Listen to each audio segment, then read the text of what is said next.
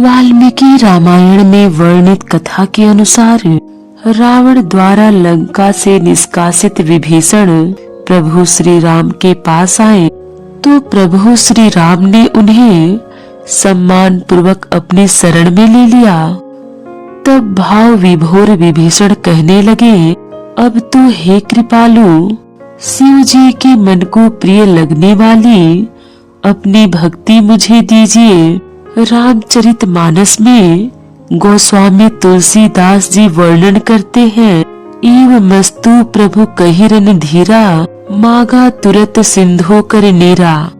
प्रभु श्री राम कहते हैं, हालांकि तुम्हारे मन में कोई इच्छा नहीं है, परंतु जगत में मेरा दर्शन अमोघ है, वह निष्फल नहीं जाता।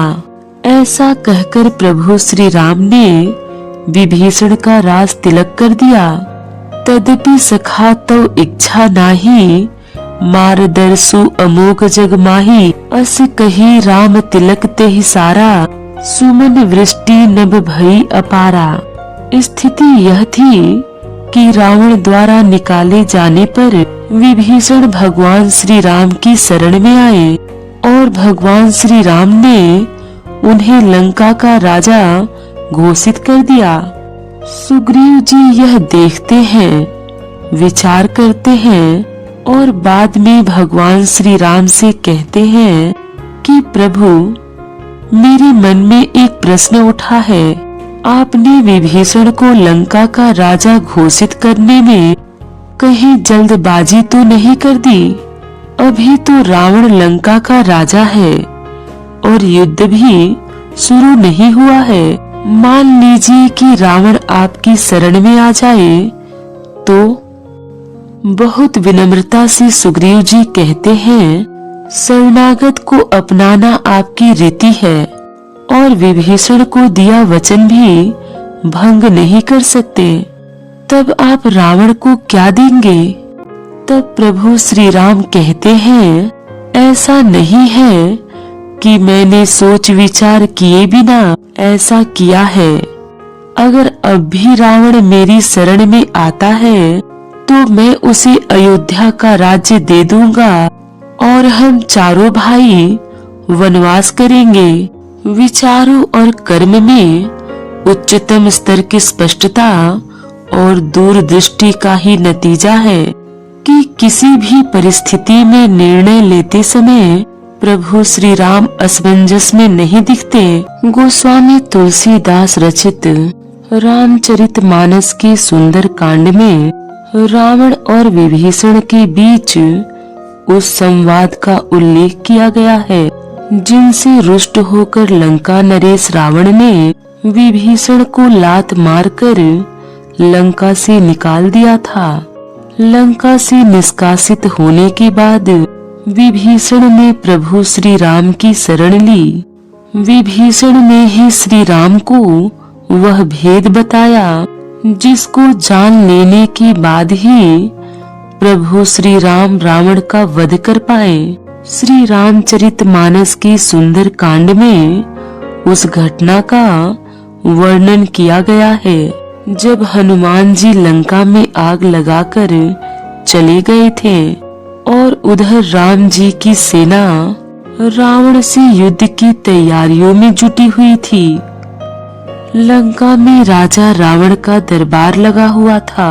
रावण अपने मंत्री गणों के साथ बैठकर युद्ध पर मंत्रणा कर रहा था। दरबार में सभी मंत्रीगण रावण की शक्तियों का स्तुति गान कर रहे थे और बता रहे थे कि धरती ही नहीं बल्कि तीनों लोकों में ऐसा कोई नहीं है जो रावण को युद्ध में परास्त कर सके। उसी सभा में विभीषण भी आ पहुँचे और रावण को प्रणाम करके आसन पर विराजमान हो गए। यहाँ विभीषण से भी युद्ध पर उनकी राय पूछी गई। पुनि सिरु नाई बैठ निज आसन, बोला बचन पाई अनुशासन। जो कृपाल पुछिहु मोहि बाता, मति अनुरूप कहूँ हितताता।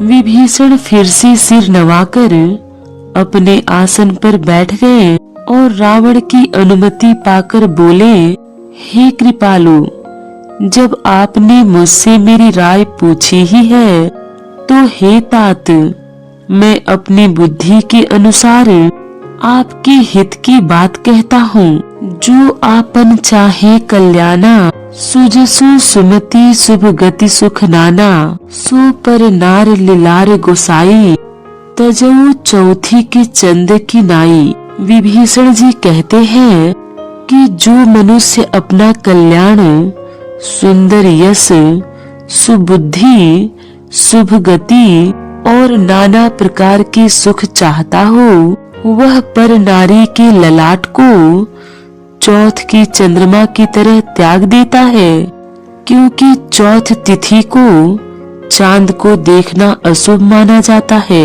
विभीषण जी कहते हैं कि जिस प्रकार लोग चौथ की चंद्रमा को नहीं देखते, उसी प्रकार मनुष्य को पर स्त्री का मुख नहीं देखना चाहिए।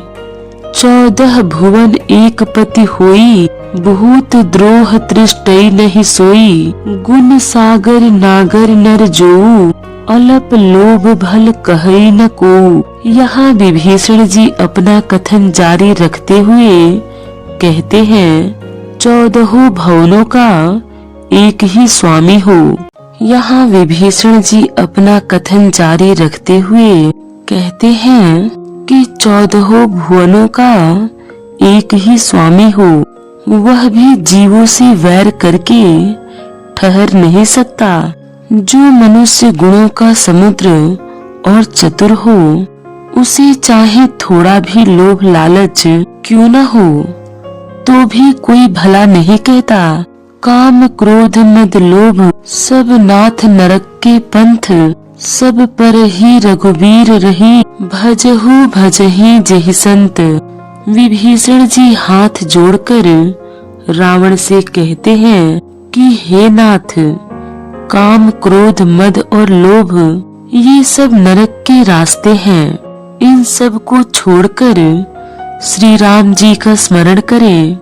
तात राम नहीं नर भूपाला, भुवनेश्वर कालहु कर काला, ब्रह्म अनामय अज भगवंता, व्यापक अजित आदि अनंता।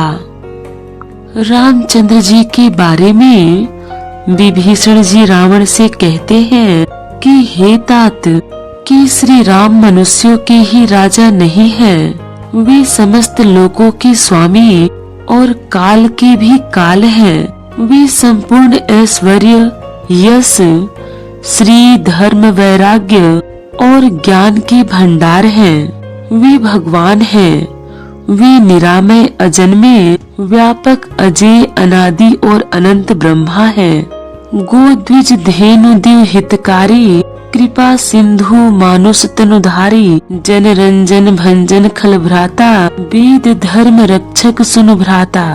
कृपा के सागर भगवान ने पृथ्वी, ब्रह्मण, गाय और देवताओं का हित करने के लिए ही मनुष्य शरीर धारण किया है।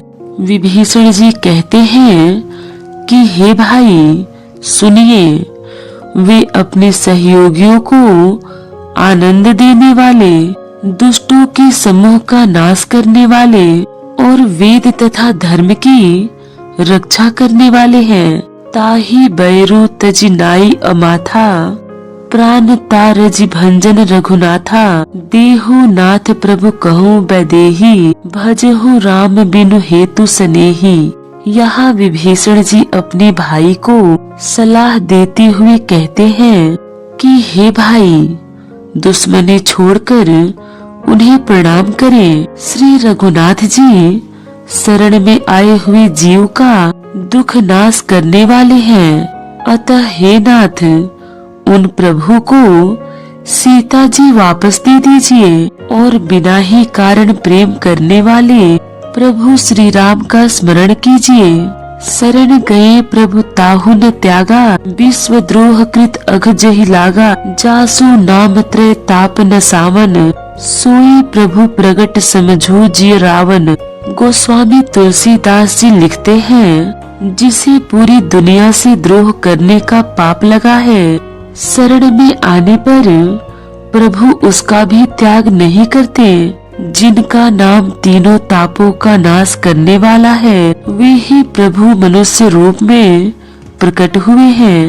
बार बार पद लागो विनय करो दस शीस, परिहरि मान मोह मद भजहूँ कौशलाधीश। विभीषण जी कहते हैं कि हे दस शीस, मैं बार बार आपके चरणों में गिरकर विनती करता हूँ कि मान मोह और मद को त्याग कर आप कौशलपति श्री राम जी का सुमिरन करें। विभीषण जी रावण को बताते हैं कि मुनि पुलस्त जी ने अपने शिष्यों के माध्यम से यह बात मुझ तक भेजी है और अवसर पाकर मैंने तुरंत ही वह बात आपसे कह दी। रावण की सभा में बहुत ही बुद्धिमान मंत्री माल्यवान ने विभीषण की बातों का समर्थन करते हुए रावण से कहा कि आपके छोटे भाई विभीषण जो कुछ कह रहे हैं उसे मान ले। विभीषण और माल्यवान की बातें सुनकर रावण को क्रोध आ गया। रिपि उत्करस कहत सठ दो, दूरी न करहु यहाँ है को। माल्यवंत गह गयो बहोरी, कहई विभीषण पुनि कर जोरी। क्रोध में रावण कहता है, ये दोनों मूर्ख शत्रु की महिमा बखान रहे हैं, यहाँ कोई है, इन्हें दूर करो। रावण का गुस्सा देखकर माल्यवान तो घर चले गए, लेकिन विभीषण जी हाथ जोड़कर फिर से रावण से विनय करने लगते हैं।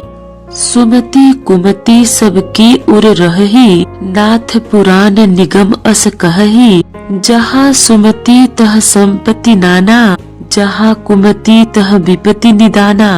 विभीषण जी कहते हैं कि वेद पुराण ऐसा कहते हैं कि सुबुद्धि यानी अच्छे विचार और कुबुद्धि यानी बुरे विचार सबके मन में रहते हैं। जहाँ सुबुद्धि है वहाँ तमाम प्रकार की संपदाएं सुख संपन्नता रहती है।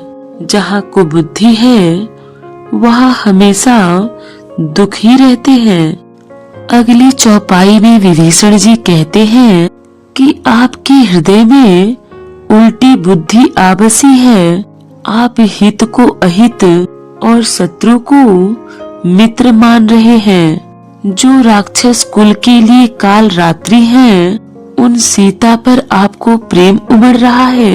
यह सुनकर रावण अति क्रोधित हो गया।